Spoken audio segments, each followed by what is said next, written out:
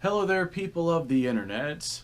I think that the AR platform is probably the most abundantly popular platform of rifle in the United States as of right now, normally chambered in 5.56. Well, I've messed with a fair number of these different rifles, and I figured to myself, hey, why not go ahead and make a video on what I would consider from my own personal experience the top 5 budget ARs that you're going to find here in the United States as of 2025. Now it's early in the year 2025. This might change down the road, but I think that my decision here, I think I pretty much threw together a really good list. So all of these should have footage of me shooting them on the YouTube channel somewhere. So all of these I have my own personal experience with. I've messed with them before. And that is one of the reasons why I think that I was able to throw this list together so well. So this is in no particular order, but this is a top 5 list. But this doesn't mean like, hey, this one's better than that whenever I say number 1, number 2, number 3. Again, no particular order. So this right here is a really good one. This, if I had to pick one, I think that this right here is probably going to be your best budget AR platform out there. So this is a Delton, specifically the Delton DTI-15. You know, all of these that we're going to be talking are going to be like under 500 bucks. Many of them can be found for under 400 bucks. All depends on where you look, what state you're in, things like that. But bottom line, they're all going to be very affordable AR platforms. So this is a Delton DTI-15. This is my Coyote gun. I've got about 8,000 rounds through this particular one. I've replaced the extractor and the ejector, a couple of springs in the thing. I think that's it. I think I did the gas rings in this particular one as well. But bottom line, I have just stuck a tremendous amount of rounds through this in comparison to what most people would normally run through their budget AR. I got a heavy barrel on this particular one because whenever you're out there shooting coyotes, normally I'm shooting at them from across the field. So I want good accuracy, and normally there's a bunch of them, so I don't want to lose that accuracy from my barrel heating up, so I do have a heavier barrel on this particular one. It maintains accuracy extraordinarily well. I would say this is probably a 3 MOA gun. Most of your budget ARs are going to be between a 3 to 5 MOA. There are some exceptions out there where somebody will find that their particular rifle runs pretty well with a particular loading of ammunition. If somebody's going to go and tell me that there's 16-inch dirt cheap AR runs, you know, sub MOA with M855, I'm going to immediately not believe you though, because that round itself is not sub MOA. But anyway, this right here is probably the AR that I have the most experience with, just because again, it is my Coyote gun. This is my utility gun. This is the thing that I normally go to whenever I'm handling some sort of job in some sort of situation somewhere. With all of those rounds, I don't think I've had a single malfunction with this thing, but I did coat the bolt carrier and bolt in a dry lubricant. It's like a tungsten-based lubricant. And that stuff seems to work exceptionally well. It gets into the metal on like a molecular level. And again, it works extraordinarily well. But this right here, like I said, I think this right here is probably going to be your best option. I've gotten my, you know, really good bang for the buck out of this thing with all the rounds that I've put through it and all the things that I've had it go through. I've had it running well in mud and rain, you know, grass trimmings. We're out there in a field. Oftentimes it's freshly cut. There's stuff flying absolutely everywhere, all sorts of dust. There's, oh boy, some of the things I've had that rifle get slobbered on with, like that one cow. Okay, that's a story I don't want to get into. So there, if I did have to pick a number 1, that would probably be the number 1. All right, next up, we're going to be looking at some PSA rifles. I think the PSA is probably going to be your most popular budget tier AR platform out there, just because they have really good marketing and it has a fairly decent reputation for what it actually is. It is a budget tier AR, and from what I've been able to see, pretty much all of your PSA AR-15s are going to be overgassed, and that does help them run a little bit better, but it could potentially cause some issues with long-term longevity, but they got a really good warranty, so if you end up having any issues with your rifle, by all means go ahead and send it into them and they should be able to handle it. The PSA is probably one of your better budget ARs. Again, you're going to look at probably about 3 to 5 MOA accuracy. And they do have some quality control issues, but for the number of guns that they put out, most of their guns that they put out are good. You're going to have a lot of satisfied customers for every one dissatisfied customer because they got something like a pin walking because some tolerance is ever so slightly off. With the PSA rifles, this right here is obviously a retro build. It's not really something that you would see indicative of what a normal person would get for a dirt cheap bottom of the barrel PSA rifle. So this one right here might be a little bit better than what most people would come to expect from a PSA, simply because I spent more money on it. So I'm betting the quality control's a little bit better done on it. But I've messed around with your dirt cheap PSAs as well. They got like an M4 clone. That's probably the one I got the most time on. It's fun, good little rifle, little gassy. If you throw a can on the front, then you do have a bunch of gas spraying back into your face, but it's far from unmanageable. It's a good rifle for the money. We're going to go ahead and leave that one at that. It's a good rifle for the money. Alright, up next, this is a Radical Firearms AR. And I think that this one deserves to be on the list, but I will say that I have seen Radical Firearms fail at 5,000 rounds at 3 different occasions, and they fail from bolt breakages. One of them I even caught on camera on the YouTube channel. You can go ahead and look that up right now. But 3 different times I've seen the bolts break on these things, and they all fail at about 5,000 rounds. It seems like all of your budget ARs have about a 5,000 round count limitation. Either the barrel wears out at 5,000 rounds or the bolt breaks at 5,000 rounds. You get one of those 2 things happening with most of your budget ARs. And whenever I say the barrel wears, like, that just means that you're going to lose some accuracy. You'll turn your 3 to 5 MOA gun into probably a 7 to 10 MOA gun by about that round count, which is still adequate enough for what most people would need to use an AR for, since most people really don't shoot beyond 100 yards. But most people, whenever they go out and they get themselves a dirt cheap AR, they're not going to run their AR to that 5,000 round count. It just doesn't happen. If they're going to be spending that much money on ammo, they're probably going to be running it through a better gun. Normally, people run 1, 2, maybe 3,000 rounds through these rifles over the course of several years, and by then they pick themselves up a second AR or some other firearm or something like that. But yeah, about 5,000 rounds is the life expectancy that you can expect from pretty much any of your budget tier ARs. So the Radical Firearms AR, this one right here, I think just because of the furniture on it, it's got B5 furniture on it, which just from a personal preference, I like the feel of the B5 furniture in comparison to something like Magpul or your standard A2 furniture or something like that.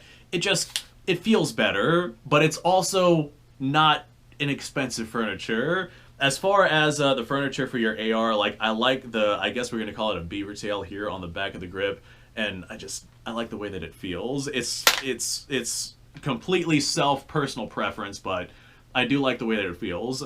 The Radical Firearms AR, I don't know if it's tolerances or the way that it's built or the way that the handguard interacts with the receiver. It kind of acts like a tuning fork, because whenever you slam your bolt home, it has this loud, high-pitched ring to it, and that's just not something that you hear on most of your other, like, we'll say mid to high-end or mid-range to high-end ARs. You just don't get that really loud ringing sound.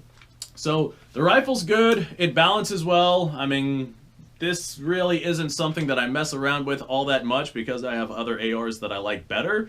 I don't like that really high-pitched ringing sound, but I've fired plenty of rounds through these, enough to know that I've seen many of them break at that 5,000 round mark. But for the amount of money that you're spending on your rifle, you really can't go wrong with a Radical. I've seen people get some pretty good accuracy out of these things depending on what ammunition it is that they're running. For whatever reason, these seem to really like the 55 grain projectiles, and that seems to be the case with all of these budget tier ones. They just seem to run 55 grain better than everything else. And I think that's because the companies who make these rifles know that 55 grain projectiles are just going to run better than, or are going to be put through the rifles more than basically all of the other stuff, even your 62 grain projectiles, simply because 62 grain is more expensive than 55 grain on the commercial market. And so as a result, more people are going to send 55s than anything else through their rifles. So they wanted to make sure that the 55 grain are the ones that run the best. Of course, your mileage may vary depending on your rifle. All right, the next one, these get a lot of hate, and I don't really know why. I don't have it with me, but for the longest time in the early years of the channel, I had an ATI Omni Max. It's a polymer AR, and it's not exactly something I'd bet my life on, but I shoved about 8,000 rounds through that thing, probably about the same amount that I have on that Delton now that I think about it.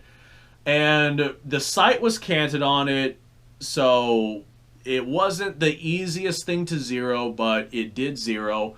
The gas block on it, like the actual spot that you stick your front sight was built onto the gas block itself, so that part of the rifle heated up quite a bit. And if you had polymer sights, it would actually melt the polymer, your front sight would fall off, so you definitely needed to use some kind of metal sight just to avoid that issue. But it was a really lightweight platform. It did have some occasional malfunctions, but as long as you kept it cleaned and kept it lubricated, I really didn't have much issue in terms of malfunctions with the thing. I swapped out, I think it was extractor, ejector, a couple of springs. The bolt carrier and bolt in that thing has always been original. But I stuck a lot of rounds through that thing, and other than a very slight reliability issue, I'd say every 5 magazines or so I ended up having a malfunction, and it was very easy to clear. For the amount of money that you spend on those polymer ARs, and with how lightweight they are and how easy they are to carry around, they're actually a really good option for the amount of money that you spend on them. My particular one I had set up to look like an M4, but there's a variety of different ATI Omni Max hybrids out there that you can get. Of course, I would recommend the one in 5.56, because the AR is designed around that cartridge, and you're going to get the most reliability out of something like that. All right, so our last one is actually not mine. This right here is, well, this is our Radical, simply because it's not mine. But I had really good experiences with Diamondback AR-15s. Diamondback as a company, I don't think they always focused on the AR-15 market, although they did get into your firearms markets at some point. They've always been an airboat company, and then at some point they decided to start working on firearms, and that's just kind of where their company went. And they started making dirt cheap, bottom-of-the-barrel, bare-bones AR-15s, and their AR-15s, like, they look and feel almost identical to the Radical, like right down to the point to where the Diamondback ARs have that high-pitched twang whenever you slam your bolt carrier home. There's nothing real special about the Diamondbacks. Again, you're looking at 3 to 5 MOA with your standard run-of-the-mill ball ammunition. 55 grainers might get you a little bit better accuracy, but for the most part, they're about on par with all of the other low-tier budget bottom-of-the-barrel ARs. I have found that your Diamondbacks, although granted my round count on them is pretty low, I have found that your Diamondbacks tend to be a little bit less reliable and have a little bit more issue with quality control in comparison to some of your more mainstream dirt cheap ARs like your PSA and your Radicals, which just seem to be, like I said, more mainstream and more well known. Maybe they have a little bit more issue with quality control, or maybe there's something else going on with them. Maybe they got a break-in period. Maybe their receivers are of a different spec that I don't know about. Or maybe it's just my sample size of 3. Yes, 3 different Diamondback firearms, or Diamondback ARs. And every single one of them has had reliability issues with at least one malfunction per magazine. They don't seem to run steel case very well at all. Like, if you run steel casing a Diamondback, it just doesn't function. I'm not sure what their gas system length tends to be, but I would bet it's either a mid-length or a carbine length, because those length gas systems just don't seem to run steel case all that effectively. It runs brass well enough, but considering that I got a bunch of steel case, I definitely want ARs that would run steel case at least fairly well. So there we go. I would probably call that my top 5 list of your budget ARs, your dirt cheap ones. So it's a pretty standard list. There's nothing real special about the list, nothing real universal or groundbreaking about what it is that I have to say in this particular video. But I still wanted to toss my hat into the ring and have people know my opinions.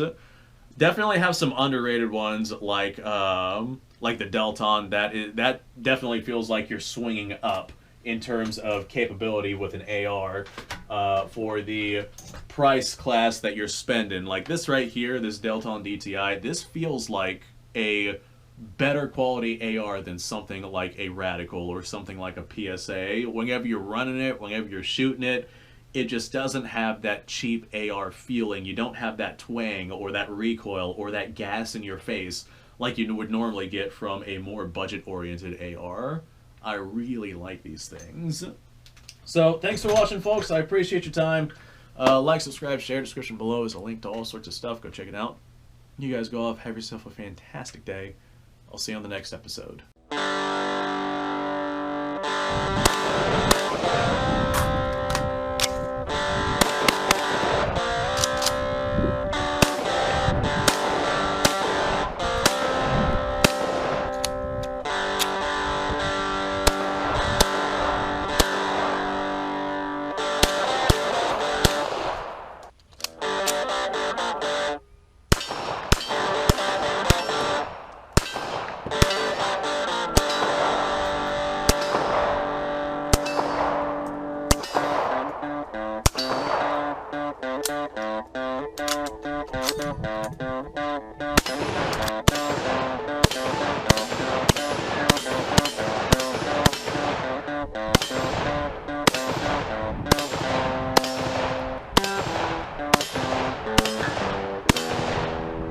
Been a little while since I've done this.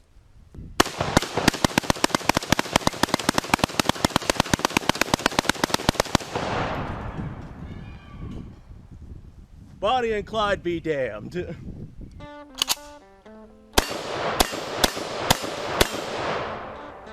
Poor man's Garrett.